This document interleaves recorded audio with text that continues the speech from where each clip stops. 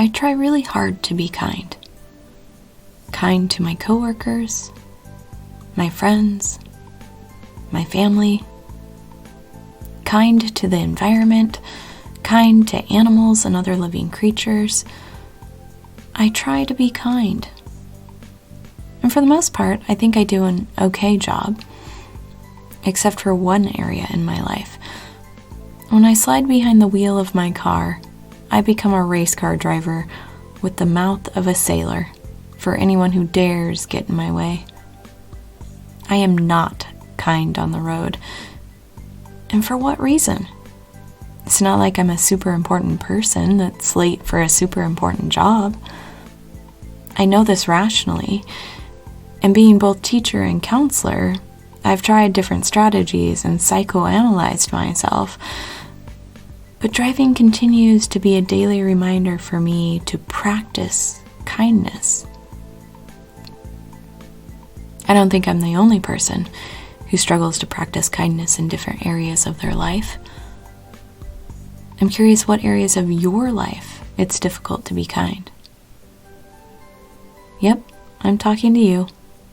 You can insist your life is full of rainbows and butterflies, but we are human, which means we can be emotionally messy at times, and the struggle to be kind is a part of the messiness.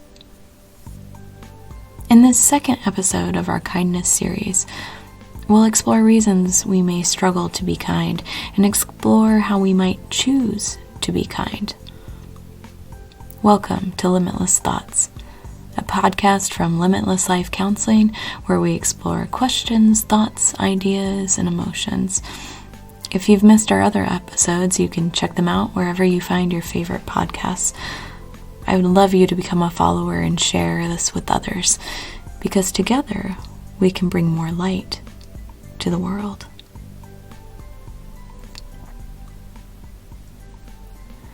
I am not a fan of random acts of kindness. Sounds strange in context of this being an episode in a series about kindness. You'd think I'd be telling you to go forth and spread random acts of kindness. But have you ever actually thought about random acts of kindness? Specifically, the random part? Sure, it's nice to open your front door to see a basket of cookies from the neighbor or be the recipient of having your coffee paid for by the person ahead of you in line or receiving a generous tip from a customer. Those kindnesses are nice. Those kindnesses can turn our okay day, a bad day, into a more positive day. Those kindnesses might even inspire a domino effect of kind acts being passed on. But like the game of dominoes, when the last domino falls, the game ends. Or when kind acts quit being passed on, we go back to interacting with life and others in our same way. Random acts are random. Most often they are simply one intentional act in the midst of someone's day or week or month or year, and not necessarily connected to living kindness. At this point, you might be wondering, what does it matter if kindness is random, intentional, or lived? The world needs more kindness, so take what you can get.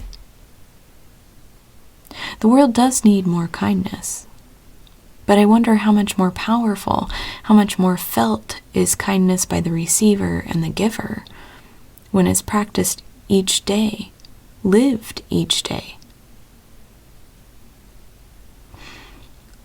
Set this thought aside for a moment. I promise it will all connect by the end. Let's shift our attention to reasons we struggle to be kind, or reasons people can be mean and nasty. Exploring reasons why people struggle to be kind can guide us in knowing how we might meet unkind with kind, and how we ourselves can become more aware when we are struggling to be kind, so we can choose to be kind. Because let's be real. When the ticked-off grocery store clerk is slamming your bananas down on top of your bread. Telling that person off is probably only going to get the eggs broken and chips crushed in the next bag. If we can pause and instead of reciprocating with our own version of mean and nasty, respond with boundaried kindness, we'll talk about what boundaried kindness is in another episode, we might be able to diffuse the situation.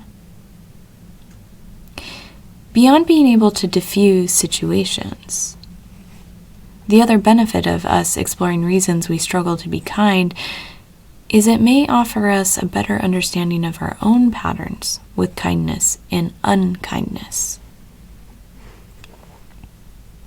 So why do we struggle to be kind? When I was doing research on this question, I started to formulate 2 categories, specifically reactive and unintentional struggles.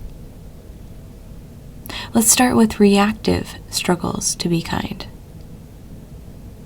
Reactive struggles are responses we have when we experience an injustice or unfairness. You've seen kids retaliate on each other when someone grabs a toy or gets a bigger piece of cake. As adults, we do the same. Yes, even toys as an adult can trigger unkindness. Just witness a Black Friday sale. And I don't know about you, but I'm willing to duke it out for the last piece or plate of really fantastic food. Another reactive struggle to be kind is protection. Protection when a resource is scarce or when a family member or friend is being threatened. What about revenge? Revenge certainly brings out the nasty in people. And then there is power and control, or feelings of superiority that trigger unkindness. Think about these different reactive struggles to be kind. Which are you guilty of struggling with? What about the second category, unintentional struggles to be kind? These happen when we have good intentions, but our delivery stinks. It's those situations when we lack awareness, insight, or have assumptions about a situation, a culture, another person's experience. And in our attempt to connect, we unintentionally say or do something that is perceived as offensive and mean. Unintentional struggles to be kind can also occur in our approach when communicating, like being a very direct person, or being a person who only hints at what they need. Our personality quirks, or style of communicating, our cultural background, or even our life experiences can unintentionally set us up to communicate an unkindness despite our best intentions. We could spend another whole episode explaining each of these categories and even psychoanalyze these different struggles to be kind. But I'd rather each of us begin to explore our own reasons for being unkind. Because then we can start to develop an awareness of our own patterns and develop what I consider even more important and more empowering. And that's the awareness of kindness being a choice. When we are in an experience, a relationship, and we feel ourselves at that crossroads of either reciprocating with unkindness or reciprocating with kindness, we need to realize reciprocation with unkindness does nothing but perpetuate cynicism, anger, cold-heartedness, all those definitions of unkindness. Sure, in the moment it might feel justified, vengeful, righteous, but deciding to add unkind to unkind, to fight fire with fire, actually replaces kindness in your heart with coldness, indifference, dislike. And if kindness continues for long enough, cold-heartedness and hard-heartedness. But what about that category of unintentional kindness? We also have a choice when we are unintentionally mean. When we become aware that we have done something offensive or mean, or when it's brought to our attention, we have the choice to become more aware. The choice to change a style of communication. The choice to even apologize if apology is needed. Please know there are times when someone may communicate they are offended or that you have been mean and, well, it's just not the case. If you live with boundaried kindness, which we'll talk about in another episode, you can navigate this. That doesn't require you changing who you are, and maybe doesn't even require an apology. Whatever the reason for your struggle to be kind, kindness is a choice. And if kindness is a choice, then it means we must practice kindness each day. Remember I told you earlier, I struggle with the concept of kindness being random. If kindness is random, it means we are only putting thought into being kind when it's convenient, when it feels good, when someone looks like they're having a bad day. And maybe I'm just playing with words. But what if when we pay for the person's coffee behind us, it's because we are being intentional? It's because we're choosing to practice kindness each day. Because we are striving to live kindness. I've reflected a lot on my behavior behind the wheel. Long traffic lights give me plenty of time to think. And when I've reflected on the reason why I freely use my horn and yell incredibly, shall we say, creative words and phrases at the drivers around me, it comes down to one consistent reason: a need for control. Control because I'm frustrated I'm not able to control the traffic light that has kept me stopped for at least 5 minutes. Frustrated that even though I'm a maniac with my horn and words, I still obey traffic laws, yet the person who just cut me off isn't following those laws. When I say it out loud, a need for control that I can somehow achieve by using my horn and colorful language,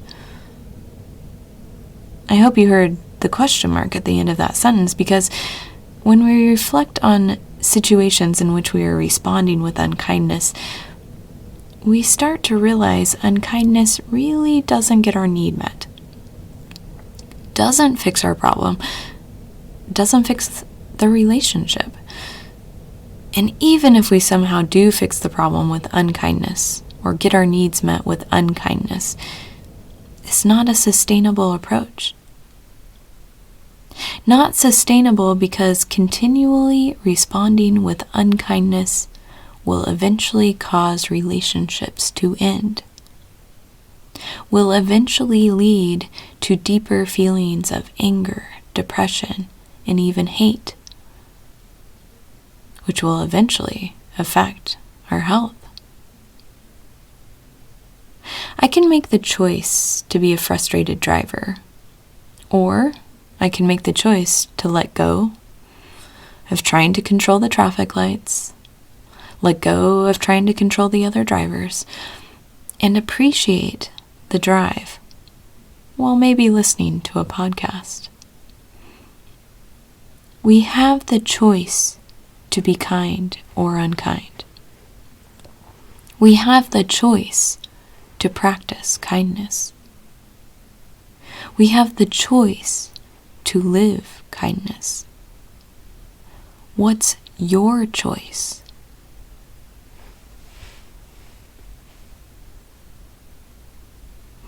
be kindness, receive kindness, send kindness. Till next time, thanks for listening.